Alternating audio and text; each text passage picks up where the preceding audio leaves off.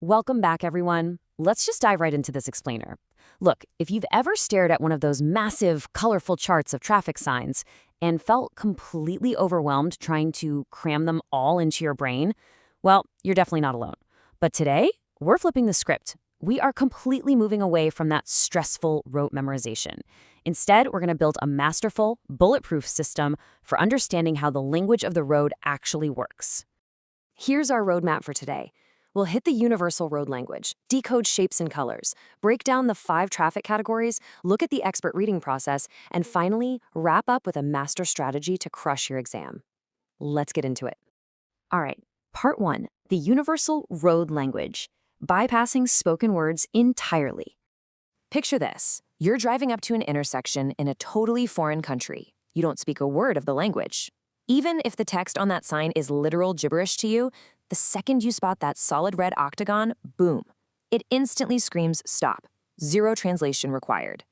And that's the magic here. Traffic signs communicate through shape, color, and symbol. It's why a well-trained driver can instantly spot a sign's purpose way before they're close enough to read the fine print. Moving right along to part 2, decoding shape and color, the true visual alphabet of the road. So let's break down how human perception actually works behind the wheel. When you're zooming down the highway, your brain doesn't just absorb a whole sign at once. It's actually a stepped process.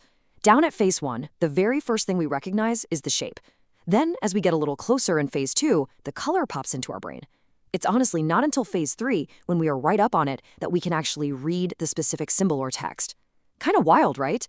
You're literally interpreting the legal meaning of the sign before you can even see the picture on it. And that brings us to our absolute golden rule. Shape determines the category. Just by catching a quick glance of the outline out of the corner of your eye, you instantly know the legal weight of what's coming. See a triangle? It's warning you about a hazard. Spot a circle? That means regulation. The law is strictly requiring or prohibiting something. A rectangle is just giving you helpful information, while that trusty octagon, that's strictly reserved for priority. Okay, now let's layer in the colors. This right here is your ultimate memory hack. Color dictates function. Knowing that red screams danger or don't do this, blue means here's what you got to do or here's some guidance, and yellow means caution, well, it's just so much easier than trying to memorize hundreds of individual signs. Basically, if it's red, brace yourself for a restriction. If it's blue, it's either directing you or laying down a mandate. Now here is where it all clicks together like a giant puzzle. When we combine those 2 layers, shape and color, into a universal decoding matrix, you can deduce exactly what a sign legally means without ever staring at the symbol inside. Red triangle, hazard warning.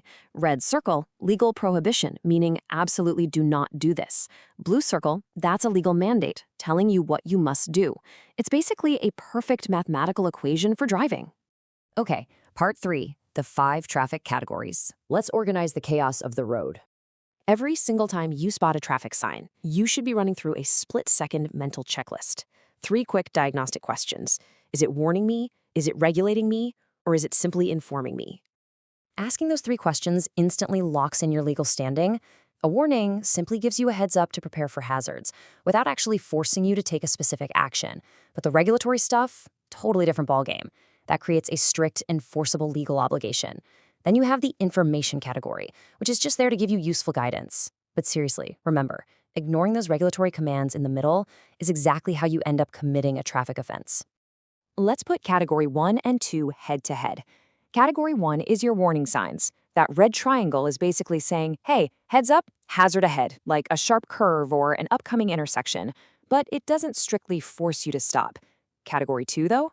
Those are priority signs. They have completely unique shapes because they dictate exactly who has the right of way. They establish the absolute hierarchy of the road, which is crucial at busy intersections. All right, listen up, because this is a super common mistake on exams. We need to perfectly contrast the 2 regulatory circles. Category 3 is prohibition.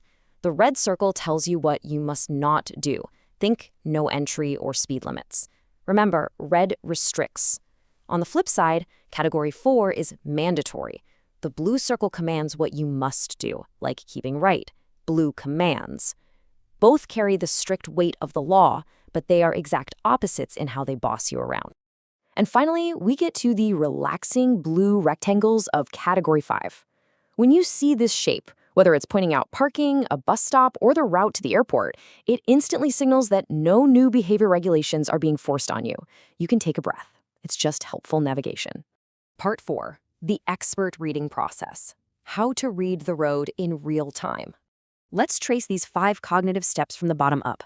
When a pro driver sees this sign, they don't just stare at the cow. In less than a second, they process it systematically. Step 1. Triangle means warning. Step 2. Red and white means there's a hazard ahead. Step 3. They read the actual cow symbol, meaning livestock. Step 4. The legal meaning locks in. Prepare for unpredictable movement.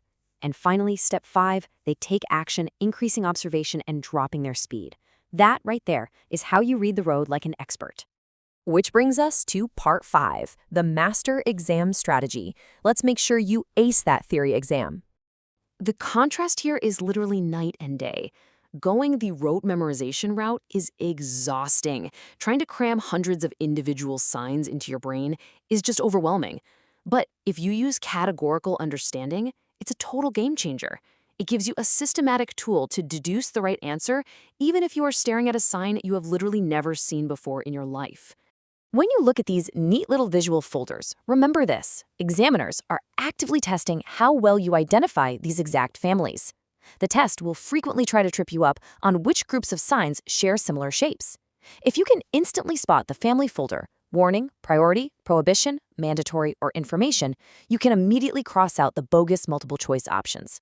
Think of this master reference guide as your ultimate exam cheat sheet. It synthesizes the whole shebang. Down the left side, you've got your 5 categories. In the middle, the visual combination of shape and color, and on the right side, the exact legal effect. Honestly, master this one single table, and you've completely mastered the universal language of the road. Now, as great as signs are, we have to remember they never work alone. They're actually interconnected pieces of a much bigger, beautifully complex ecosystem. We're talking road markings painted on the asphalt, electronic traffic lights hanging overhead, and physical police officers directing traffic. Whenever 2 or more of these show up at the same time, you have to read them as one single, unified management system. And that brings us to the ultimate test. Now that you speak the language of the road fluently, it begs a really important and, frankly, dangerous question. What on earth do you do when the signs, the lights, and the police all disagree with each other? Just imagine pulling up to an intersection and everything is giving you conflicting instructions. You've got a red sign screaming at you to stop, a glowing green light telling you to go, and a police officer standing right in the middle holding their hand up. In that split second, who do you legally obey? Think about the hierarchy of authority there. Hold on to that thought, let it challenge what you think you know, and we'll catch you in the next explainer to decode the answer.